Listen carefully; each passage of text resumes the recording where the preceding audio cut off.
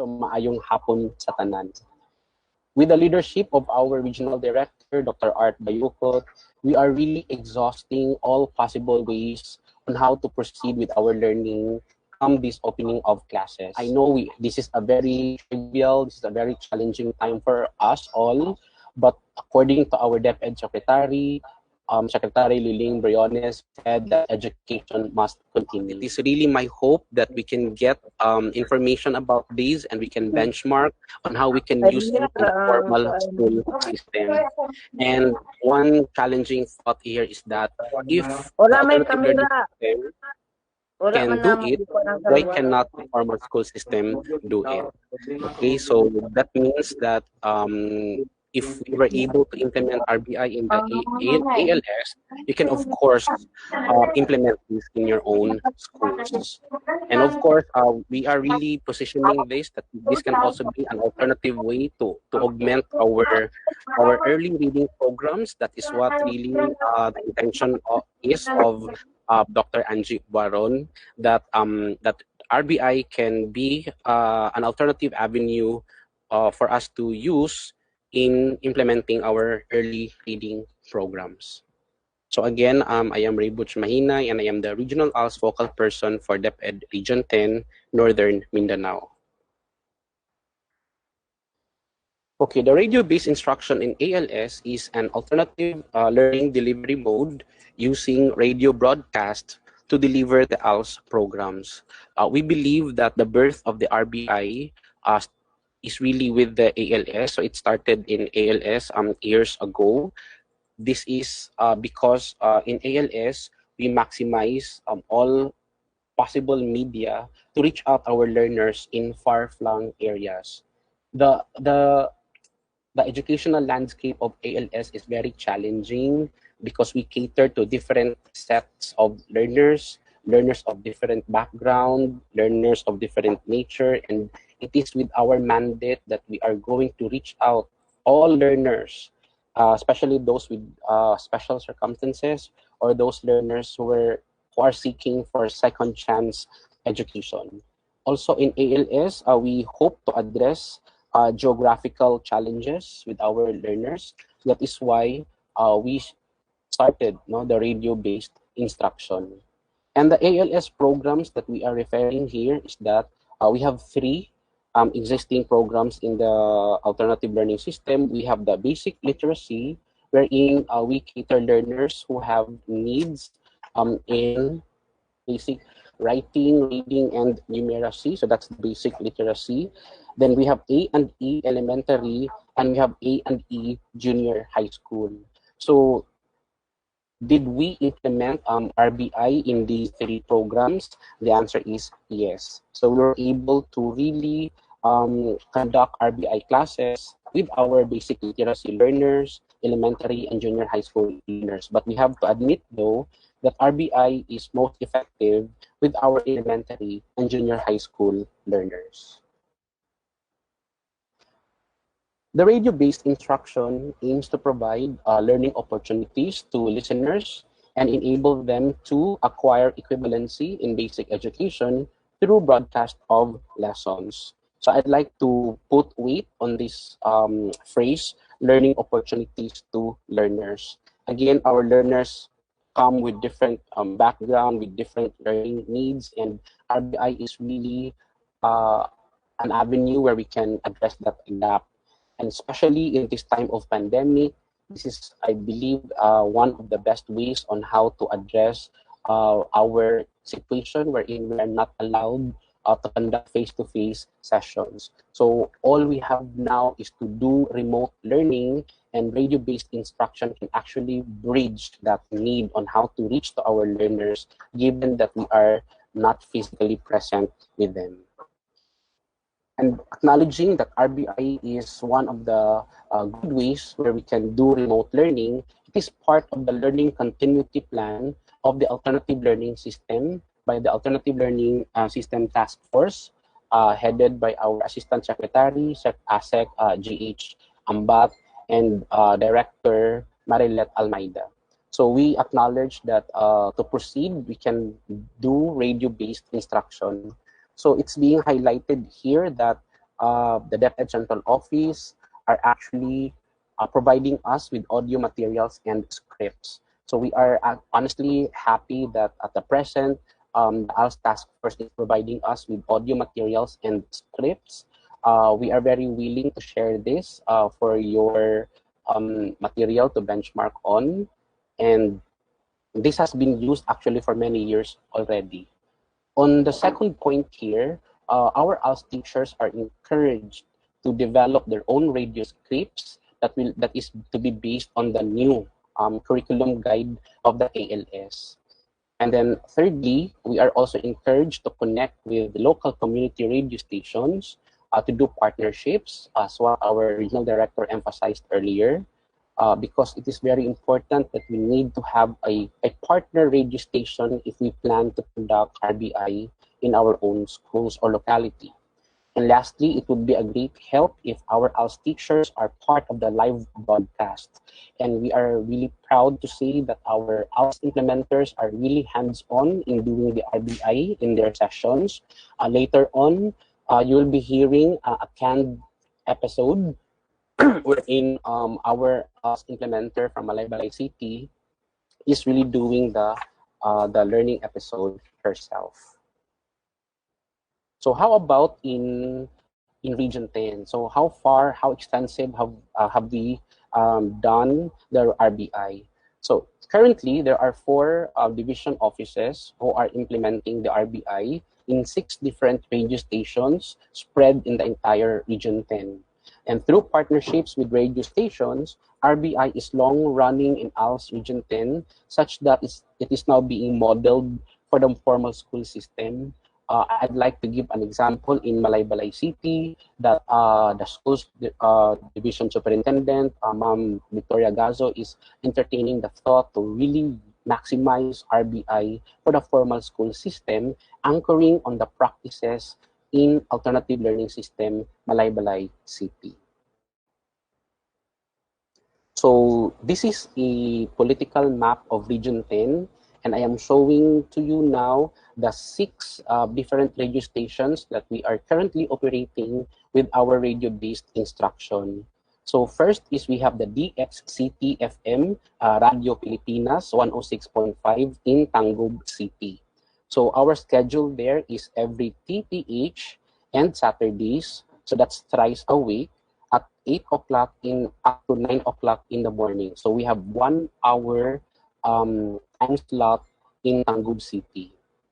Next is we have the DXDX FM, Radio Pilipinas 105.5 in Iligan City. We have Saturdays and Sundays as our schedule, and our time slot is from 2 to 3 in the afternoon. So that's 1 hour airtime for our RBI in Iligan City.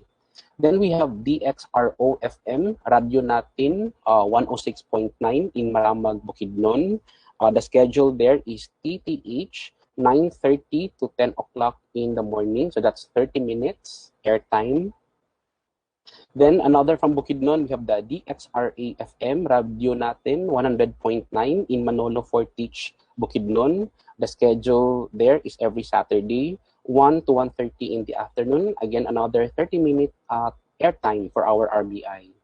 Then we have 2 radio stations in Malaybalay City. The first one is the most popular one.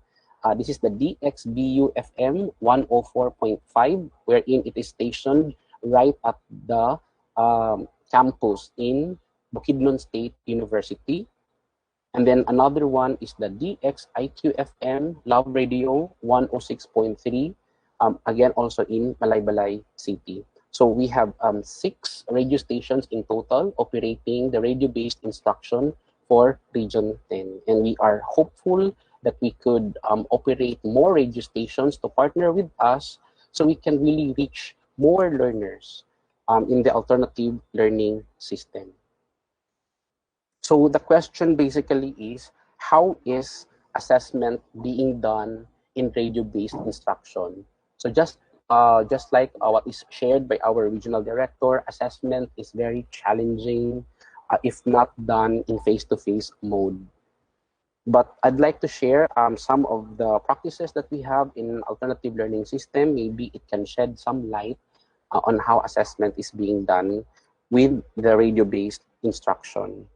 But before that, let me share this to you, a very what's it, this? This is a picture with lot of insights that we can gain on. So we have a person at the center providing one big pencil to our two learners. So we can see here that our teacher, presumably in green at the center, is giving equal opportunities to our learners, but our learners have different needs, just like in the alternative learning system. Therefore, we give him a box to stand on, and that is another area where we can explore on. So one word here is we have equality, which means we are treating everyone the same. So we are not discriminatory in the alternative learning system. These are learners who have been out of school for so long, and we don't judge them according to their experiences in the past and why they were not able to continue education. Again, we treat everyone the same in our learning sessions, and that is equality. The provision of box to the learner so he can reach the pencil is actually equity, wherein we give everyone what they need to be successful. In alternative learning system, we really bank on our individual learners in terms of their experiences, in terms of their prior learning, and we make individual learning agreements with them so that they can have their own pacing, they can have their own direction in their learning experiences with the alternative learning system. And if we are sensitive to the two words, equality and equity, then we are being fair to our learners. So how do we define assessment in the K-12 basic education curriculum? And of course, our primary reference to this is the DepEd Order 8, Series 2015.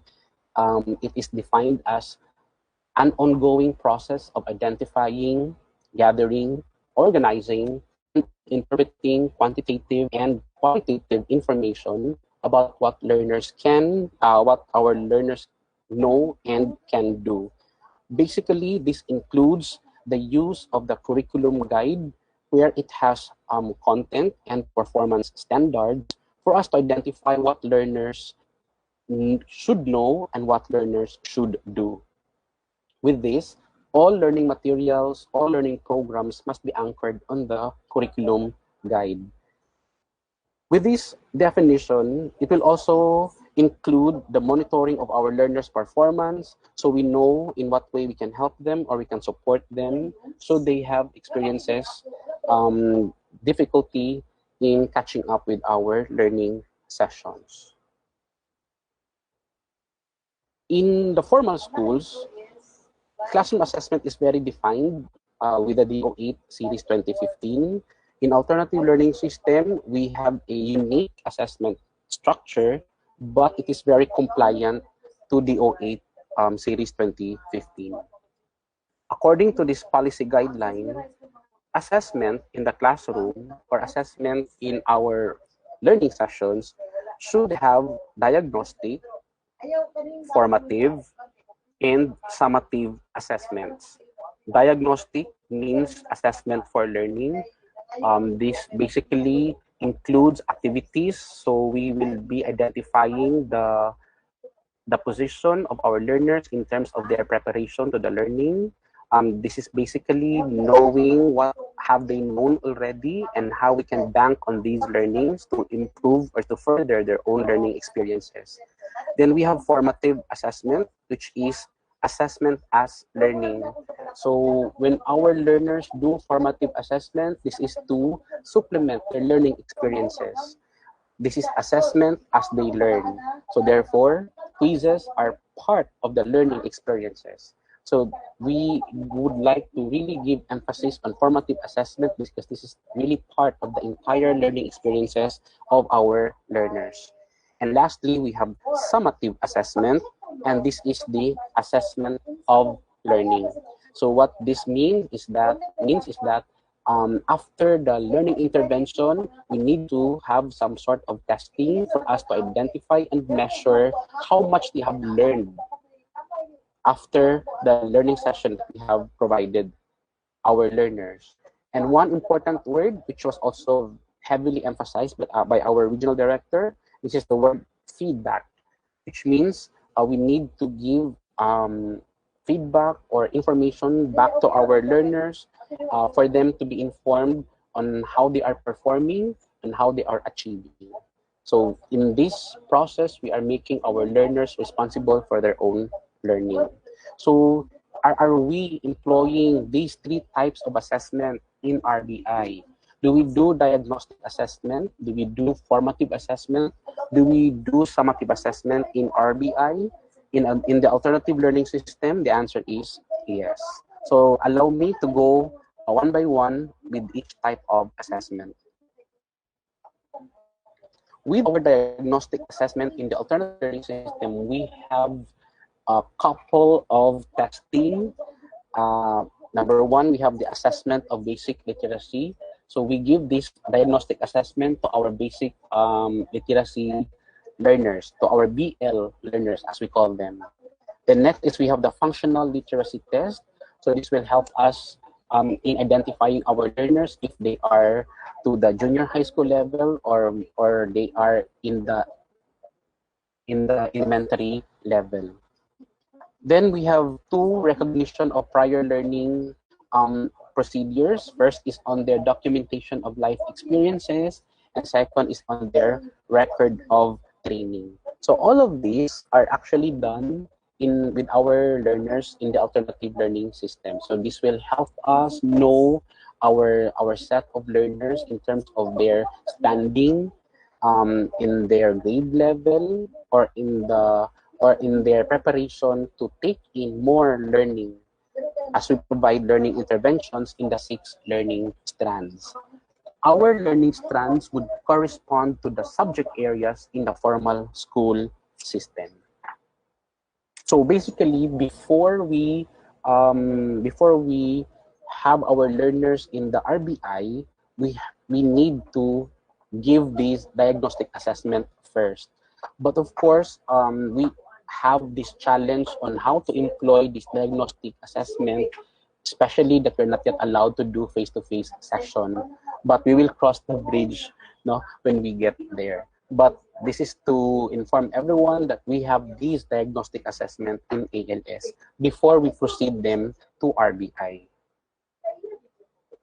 Okay, next is we have formative assessment in ALS. we have learning strands modules provided to us from the central office. Then we have the DLP learning activity sheets. These are dynamic learning program. This is what we are preparing at the moment.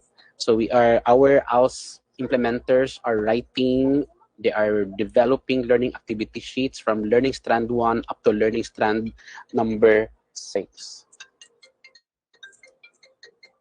And with these DLP learning activity sheets, we hope to improve our instruction in the alternative learning system.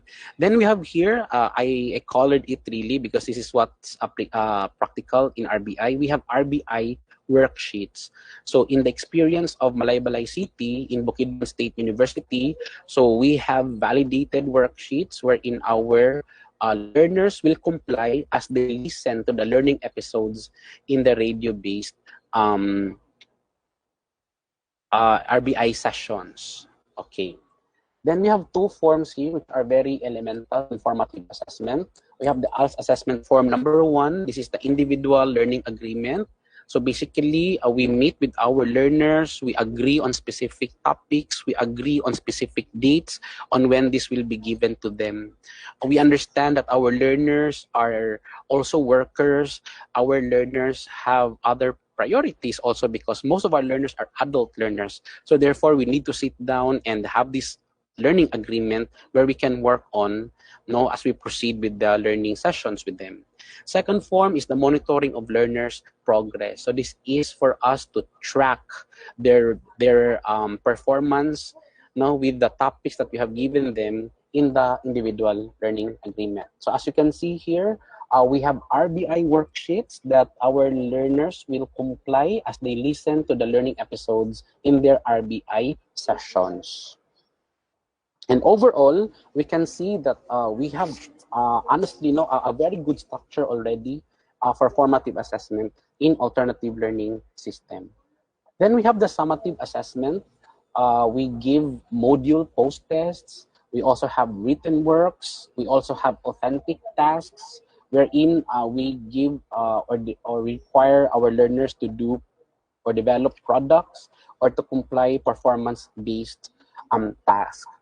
But what I'd like to really give emphasis on is on these two, which I colored in yellow. We have the work folders and the presentation portfolio. So what is this work folder? A work folder basically is a repository or collection of the tasks or the works of our learners during learning sessions. So the work folder is where they put all their evidences of learning with learning strand from learning strand number 1 up to learning strand number 6. And then we have the presentation portfolio, wherein this is already a collection of the best work of the learners culled from the work folders. So hindi lahat pinapasok natin sa presentation portfolio. Only those of the best work of our learners. So these are outstanding evidences of our learners placed in the presentation portfolio. The presentation portfolio is very important because it is a requirement for our learner to take the A&E test, that is the accreditation and equivalency test. So why am I emphasizing on this? Because in our RBI sessions, where our learners do the worksheets, so after they comply with the worksheets, they can put them temporarily on the work folders, okay, until they have a specific schedule with their implementer. And then they, in these schedules, these are special schedules wherein they can meet at the community or they can meet at a certain location wherein the implementer or our house teachers can process these worksheets. Okay, so just like what our director, regional director mentioned earlier, that they will be complying first all the tasks remotely, and then on some specific schedule they can meet to process these worksheets. Then in the alternative learning system, we have the A&E readiness test. This is provided to us by the ALS task force. So basically, this will give idea to us if how ready our learners are to take the actual A&E test, which will be administered by the Bureau of Education Assessment.